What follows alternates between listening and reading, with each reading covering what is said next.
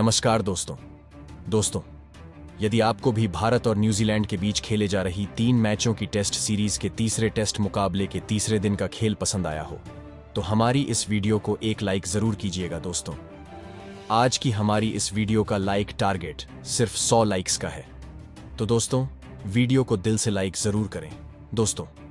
जैसा कि आप सभी जानते हैं कि भारत और न्यूजीलैंड के बीच 3 मैचों की टेस्ट सीरीज खेली जा रही है, जिसका बेंगलुरु के चिन्नास्वामी में खेले गए पहले टेस्ट मुकाबले में भारतीय टीम को हार का सामना करना पड़ा था, जिसके बाद पुणे में खेले दूसरे टेस्ट मुकाबले को भी भारतीय टीम 113 रनों से हार गई थी, जिस कारण भारतीय टीम 3 मैचों की टेस्ट सीरीज में 2 से पिछड़ते हुए सीरीज को गंवा चुकी है। और अब दोनों ही टीमें सीरीज का तीसरा और अंतिम टेस्ट मुकाबला खेल रही हैं, जिसमें सीरीज को क्लीन स्वीप से बचाने के लिए भारतीय टीम को यह मुकाबला जीतना हर हाल में जरूरी है। और भारतीय टीम की इस मुकाबले में बेहतरीन शुरुआत रही थी, जहां अभी 2 दिन के खेल में भारतीय टीम न्यूजीलैंड से बहुत आगे चल रही है, जिसमें तीसरे दिन भारतीय टीम को बल्लेबाजी करते हुए इस मुकाबले को जीतना था।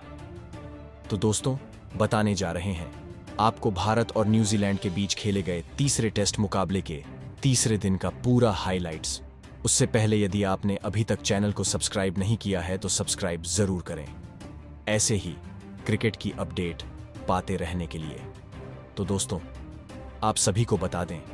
कि भारत और न्यूजीलैंड के बीच 3 मैचों की टेस्ट सीरीज का तीसरा टेस्ट मुकाबला मुंबई के वानखेड़े स्टेडियम में खेला जा रहा है, जिसमें आज तीसरे दिन का खेल खेला गया, जहां इस मुकाबले में न्यूजीलैंड की टीम ने टॉस जीता था और टॉस जीतकर पहले बल्लेबाजी करते हुए विल यंग और डेरिल मिचेल की अर्धशतकीय पारी की बदौलत 235 रन स्कोर बोर्ड पर लगाए थे, जिसके बाद भारतीय टीम मैदान में उतरी और शुभमन गिल और ऋषभ पंत ने अर्धशतकीय पारियां खेल डाली, जहां वॉशिंगटन सुंदर ने भी तूफानी बल्लेबाजी करके दिखाई, जिसकी बदौलत भारतीय टीम ने अपनी पहली पारी में 263 रन स्कोर बोर्ड पर लगाए थे और न्यूजीलैंड से 28 रनों से आगे थी। जिसके बाद न्यूजीलैंड की टीम दूसरी पारी में बल्लेबाजी करने उतरी और विल यंग के अर्धशतक के बदौलत दूसरे दिन का खेल खत्म होने तक स्कोर बोर्ड पर 9 विकेट खोकर 171 रन लगा चुकी थी और भारतीय टीम के ऊपर 143 रनों की लीड हासिल कर ली थी।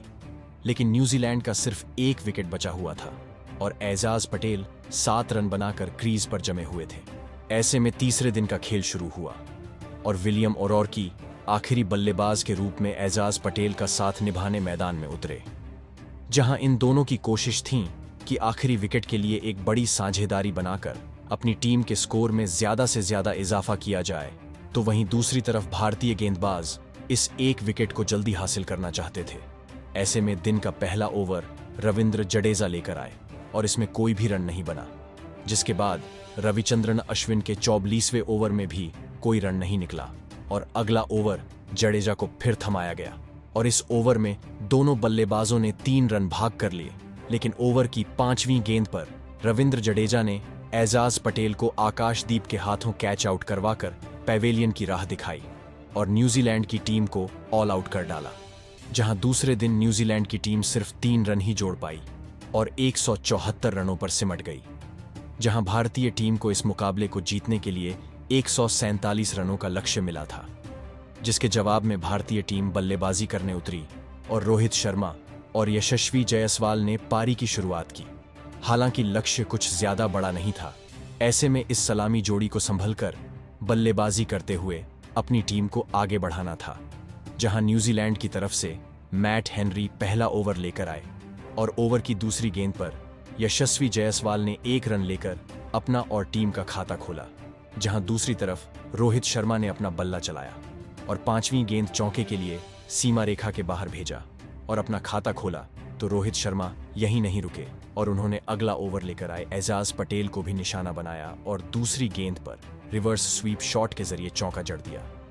रोहित शर्मा तूफानी बल्लेबाजी कर रहे थे और अपनी टीम के लिए बेहतरीन शुरुआत दिला रहे थे, लेकिन एक बार फिर रोहित शर्मा अपनी पारी को बढ़ा नहीं पाए और तीसरा ओवर लेकर आए मैट हेनरी का शिकार बने और आखिरी गेंद पर ग्लेन फिलिप्स को कैच थमा बैठे, जहां भारतीय टीम को पहला झटका 13 रनों के स्कोर पर लगा और रोहित शर्मा 11 रन बनाकर पवेलियन लौट आए, जिसके बाद शुभमन गिल बल्लेबाजी के लिए मैदान में उतरे और जायसवाल का साथ निभाने लगे। हालांकि शुभमन गिल कुछ कमाल दिखा पाते, उससे पहले ही चौथे ओवर की आखिरी गेंद पर एजाज पटेल ने उन्हें क्लीन बोल्ड कर पवेलियन का रास्ता दिखाया, जहां शुभमन गिल सिर्फ एक रन ही बना पाए और चलते बने। जिसके बाद विराट कोहली मैदान में उतरे, जिनके ऊपर जिम्मेदारी थी कि वह जायसवाल के साथ मिलकर साझेदारी बनाए और टीम के स्कोर को आगे बढ़ाए। लेकिन वह भी ऐसा नहीं कर पाए और एजाज पटेल अगले ही ओवर में तीसरी गेंद पर उन्हें डेरिल मिचेल के हाथों कैच आउट करवाकर पैवेलियन लौटा दिया। एक बार फिर कोहली फ्लॉप रहे और सिर्फ एक रन बनाकर आउट हुए,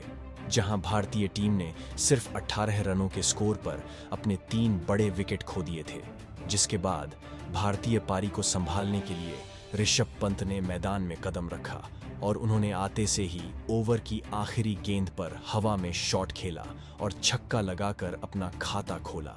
और एक बार फिर अपने इंटेंट को जाहिर किया कि वह आज फिर मैदान में तूफान लाने वाले हैं। लेकिन दूसरी तरफ जमे हुए यशस्वी जायसवाल को 7वें ओवर में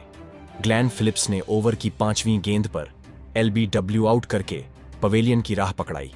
जहां यशस्वी जायसवाल आज सिर्फ 5 रन ही बना सके और ओवर नॉट हो गए।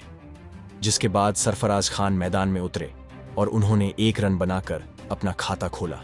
लेकिन सरफराज खान भी टीके नहीं रह पाए और उन्हें अगला ही ओवर लेकर आए। एजाज पटेल ने सचिन रविंद्र के हाथों कैच आउट करवाकर पैवेलियन की राह पकड़ाई, जहां सरफराज खान ने आज फिर निराश किया और 1 रन बनाकर चलते बने। भारतीय टीम ने अपने 5 बड़े विकेट सिर्फ 29 रनों के स्कोर पर खो दिए थे। जिसके बाद रविंद्र जडेजा बल्लेबाजी करने आए, जहां स्पिन गेंदबाज एक बार फिर प्रभावी दिख रहे थे और अब भारतीय टीम पर दबाव बहुत ज्यादा बढ़ चुका था। ऐसे में ऋषभ पंत ने इस दबाव को थोड़ा कम किया और 9वां ओवर लेकर आए। ग्लेन फिलिप्स को अपना निशाना बनाया और पहली ही गेंद को आगे बढ़कर लॉन्ग ऑन की तरफ शॉट खेला और चौका जड़ दिया, जहां पंत यहीं नहीं रुके और अगली ही गेंद पर भी उन्होंने जबरदस्त प्रहार किया और छूटना टिकाकर स्वीप किया और चौका जड़ दिया। पंत के इन 2 बड़े शॉट ने मुकाबले में जान डाल दी थी। वहीं दूसरी तरफ रविंद्र जडेजा भी पंत का अब साथ निभाने लगे थे और इन दोनों के बीच में एक बेहतरीन साझेदारी बनना शुरू हो गई थी। वहीं 11वें ओवर की 5वीं गेंद पर पंत ने 2 रन भाग कर लिए और भारतीय टीम के स्कोर को 50 रनों के पार पहुंचाया। हालांकि इसके बाद इन दोनों ने संभलकर बल्लेबाजी करना शुरू किया और भारतीय टीम के स्कोर को आगे बढ़ाने लगे, लेकिन पंत का बल्ला ज्यादा देर शांत नहीं रह सका और उन्होंने 15वां ओवर लेकर आए। ग्लेन फिलिप्स की तीसरी गेंद पर स्क्वायर लेग की तरफ स्वीप शॉट खेला और चौका ठोक डाला,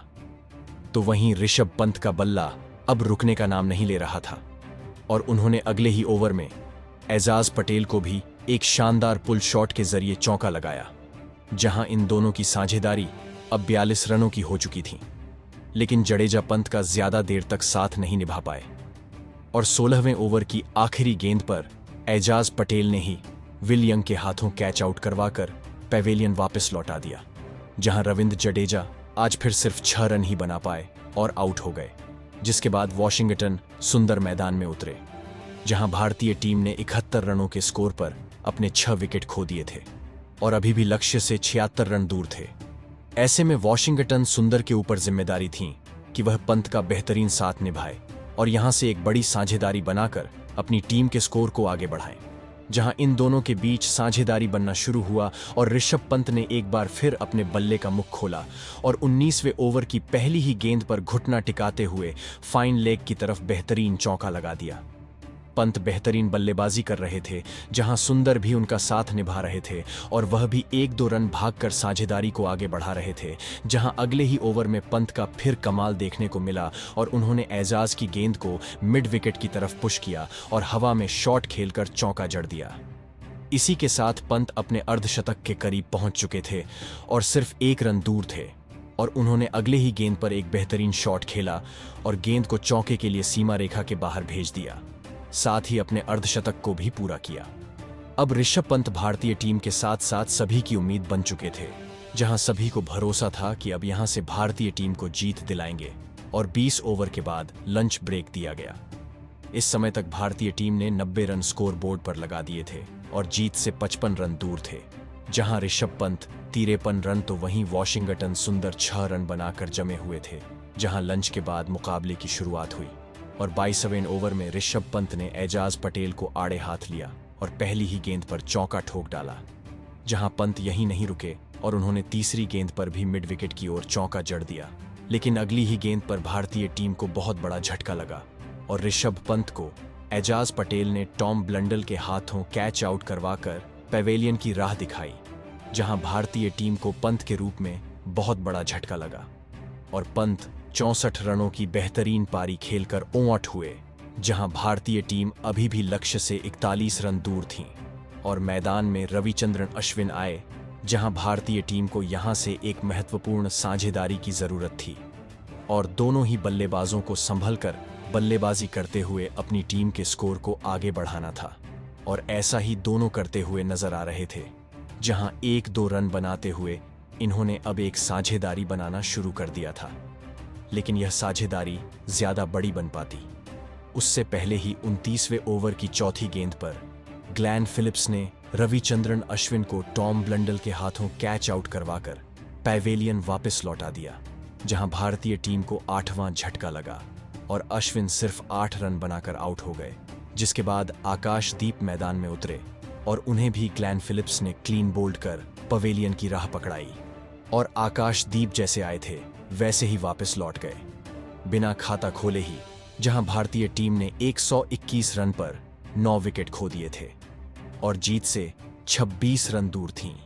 जहां न्यूजीलैंड की टीम को जीतने के लिए सिर्फ 1 विकेट हासिल करना था, जिसके बाद आखिरी बल्लेबाज के रूप में मोहम्मद सिराज ने मैदान में कदम रखा,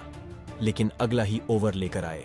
एजाज पटेल ने वॉशिंगटन सुंदर को पहली ही गेंद पर क्लीन बोल्ड कर भारतीय टीम को ऑल आउट कर दिया। इसी के साथ न्यूजीलैंड की टीम ने 25 रनों से यह मुकाबला जीतकर